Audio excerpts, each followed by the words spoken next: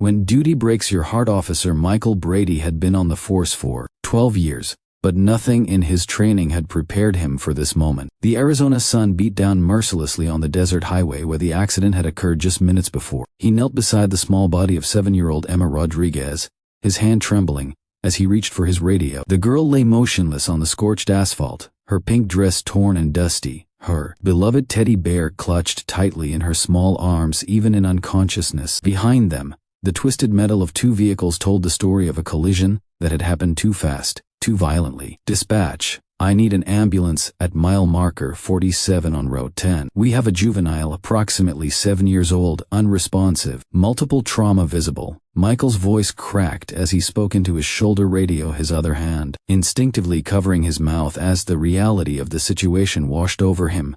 The debris field spread across both lanes, shattered glass glittering like deadly diamonds in the afternoon light. Personal belongings scattered like confetti at a celebration that had turned into a nightmare. A child's backpack, its cartoon character smiling incongruously at the devastation. A woman's purse, contents spilled. A man's wallet, photographs of happier times visible among the wreckage. Michael had arrived first on scene. Just 2 minutes after the call came through, he'd been parked at the truck stop less than a mile away, finishing his lunch when the report crackled over his radio. 2-vehicle collision. Possible fatalities. Those words had sent ice through his veins as he threw his patrol car into gear and raced toward the location. When he'd arrived, the scene was chaos. A semi-truck sat jackknifed across both lanes, its trailer bent at an unnatural angle. Beside it, a small sedan was crumpled like a tin can, its passenger side completely crushed by the impact. The truck driver, a man in his 50s, sat on the shoulder of the road, his head in his hands, rocking back and forth in shock. But it was the small figure lying on the pavement that had stopped Michael's heart. Emma had been thrown from the vehicle on impact. No car seat, no seatbelt, just a child's body launched through physics and tragedy onto the unforgiving road. Her parents remained trapped in the sedan and Michael had to make an impossible choice: tend to the child or help the adults. He chose Emma. As he knelt beside her now, checking for a pulse with fingers that wouldn't stop shaking, he thought of his own daughter Sophie. She was 6, just 1 year younger than Emma. They had the same dark hair, the same delicate features. This morning he'd kissed Sophie goodbye as she clutched her own stuffed animal, a worn rabbit she'd named Mr. Hops. His wife Jennifer had reminded him to be safe, as she did every morning. He'd laughed it off, as he did every morning. Sophie, he'd said, kneeling to her level, you be good for mommy today, okay? Daddy will be home for dinner. She'd hugged him tight, her small arms barely reaching around his neck, and he'd breathed in the sweet scent of her strawberry shampoo. Now looking at Emma he saw Sophie, every father's nightmare made flesh. The pulse was there, weak, thready but present. Michael allowed himself one shuddering breath of relief before his training kicked in. He couldn't move her. Potential spinal injury. Internal bleeding possible. All he could do was monitor, comfort, and pray that the ambulance would arrive in time. It's okay, sweetheart, he whispered, though he knew she couldn't hear him. Help is coming. You're going to be okay. You have to be okay. Behind him he heard other officers arriving. Sergeant Patricia Williams, his supervisor and friend, immediately took charge of securing the scene. Officer James Chen began directing traffic around the accident. Firefighters arrived and began the delicate process of extracting Emma's parents from the crushed vehicle. But Michael couldn't move. He stayed kneeling beside Emma, one hand hovering over her, wanting desperately to offer comfort, but afraid to touch her and cause more damage. His other hand remained pressed against his mouth as if he could somehow hold in the emotion threatening to overwhelm him. The backstory, he would learn later, was heartbreaking in its mundanity. The Rodriguez family had been driving from Phoenix to Tucson to visit Emma's grandmother who was ill. Carlos Rodriguez, Emma's father, was a construction worker who'd taken the day off. Maria Rodriguez, Emma's mother, was a nurse at Phoenix Children's Hospital, someone who saved lives for a living, now fighting for her own.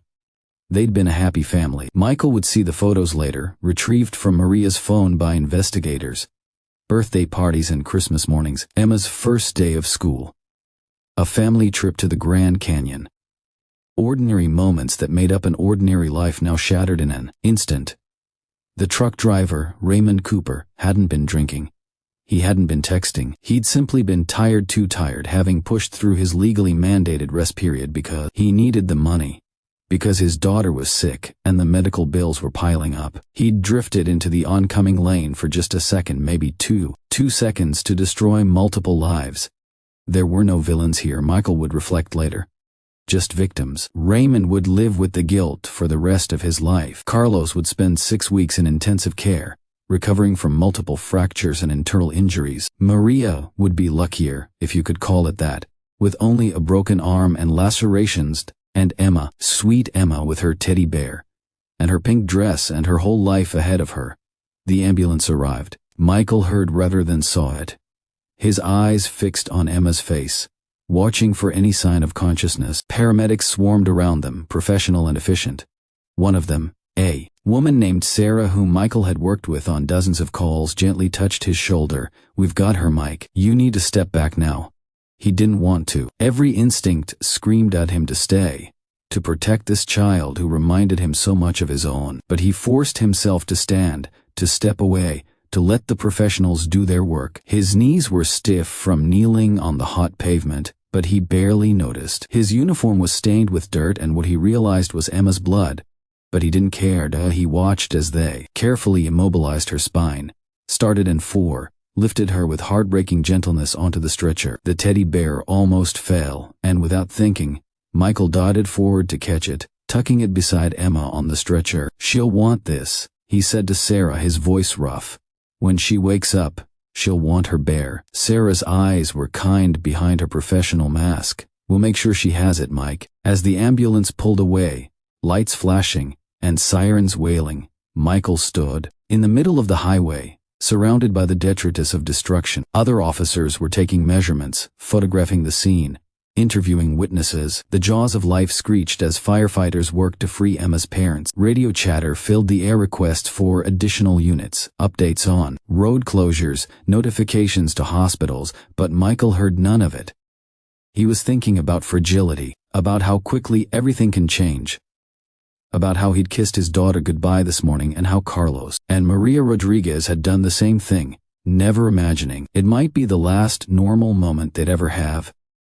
Sergeant Williams approached him, her face etched with concern. "Mike, you okay? You want to take a break?"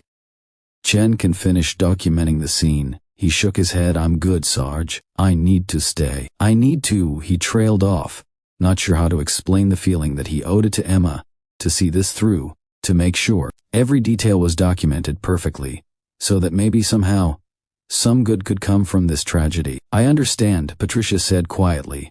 She'd been on the force for 20 years, had seen more than her share of horror. "But Mike, when you're done here, go home. Hug your daughter. This job, sometimes it shows us things we can't unsee. Don't let it steal the beauty from your life." The investigation would take hours. Michael worked methodically, professionally, documenting every detail, skid marks, or rather, the lack of them, showing how the truck driver had drifted rather than swerved. Point of impact, trajectory of debris. He interviewed Raymond Cooper, who could barely speak through his tears. He coordinated with the tow trucks that would remove the vehicles. He did his job. But part of his mind never left that moment, kneeling beside Emma on the hot pavement, hand over his mouth in shock and grief, watching a child who might die and being absolutely powerless to prevent it. News of Emma's condition trickled in over the following days. She'd survived the initial trauma: broken ribs, punctured lung, fractured skull, internal bleeding. The surgeons at Phoenix Children's Hospital, Maria's own workplace, fought to save her. For 72 hours, she hung in the balance between life and death. Michael visited the hospital twice. He told himself he was just checking on a victim, following up on a case, but he knew better. He needed to see Emma alive. He needed to know that kneeling beside her, feeling helpless and heartbroken, hadn't been in vain. On his second visit, he encountered Carlos Rodriguez in the hallway. The man was in a wheelchair covered in bandages, but his eyes were alert. He recognized Michael from the accident scene photos he'd been shown. "You're the officer," Carlos said, his voice hoarse. "The one who stayed with Emma." Michael nodded, suddenly unable to speak. "Thank you," Carlos continued, and tears streamed down his face. "Thank you for not leaving her alone. Thank you for treating her like she was precious." like she was your own. She reminded me of my daughter, Michael managed to say. I have a 6-year-old, Sophie. I looked at Emma and saw Sophie, and I couldn't leave her. Carlos reached out and gripped Michael's hand with surprising strength. She's going to make it. The doctors say she's going to make it.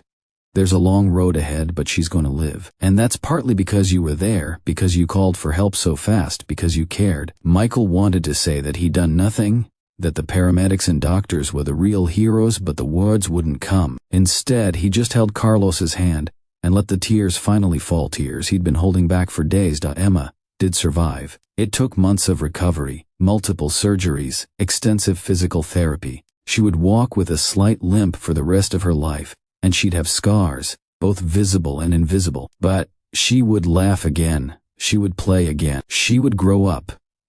Michael kept the photograph from that day locked in his desk drawer at the station. Not the official evidence photos, but one that a passerby had taken and later shared with the department. In it, Michael knelt beside Emma, his hand covering his mouth, his eyes filled with anguish and determination. Behind them, the wreckage.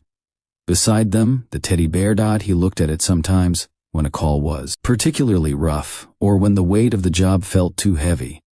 It reminded him why he wore the uniform. Not for the glory or the paycheck, but for moments like that one, moments when someone needed help, and he was there to provide it.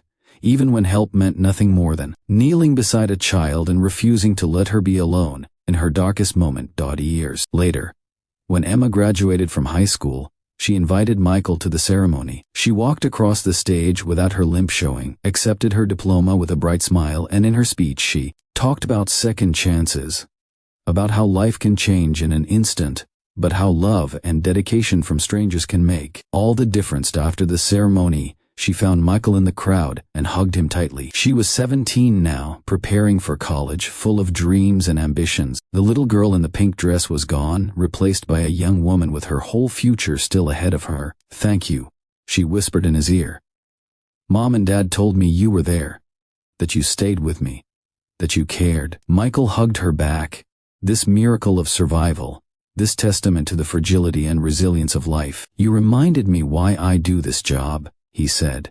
You reminded me that every call matters, every person matters. Thank you for fighting to live, Emma.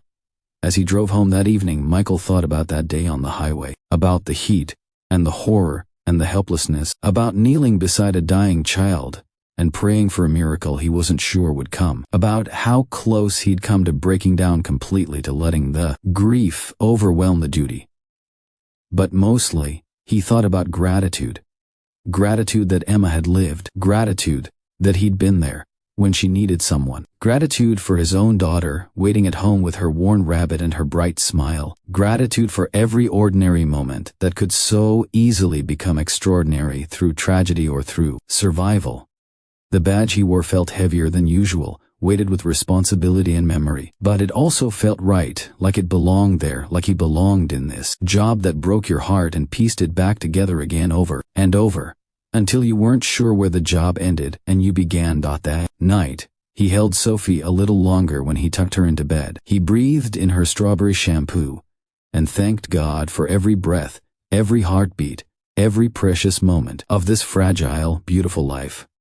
And somewhere in Phoenix, Emma Rodriguez slept peacefully, her old teddy bear on the shelf beside her bed, dreaming dreams of a future that had almost been stolen, but had been given back through the grace of chance, the skill of doctors, and the love of a police officer who'd knelt beside her on the worst day of her life and refused to let her face it alone. The photograph remained in Michael's desk drawer. A reminder, a promise, a prayer. Some moments change us forever. Some calls we never forget. Some children we carry with us always, in the deepest chambers of our hearts, where duty and love become indistinguishable from one another. That was the day Officer Michael Brady learned what it truly meant to serve and protect, not just with actions, but with presence, with compassion, with the willingness to break your own heart to hold space for someone else's suffering. It was the worst day of his career. And in some strange way, it was also the best, because it reminded him of the profound privilege of being there when people need you most, even when all you can offer is your presence and your tears and your refusal to look away. In the end, that had been enough. It had to be enough. It was everything.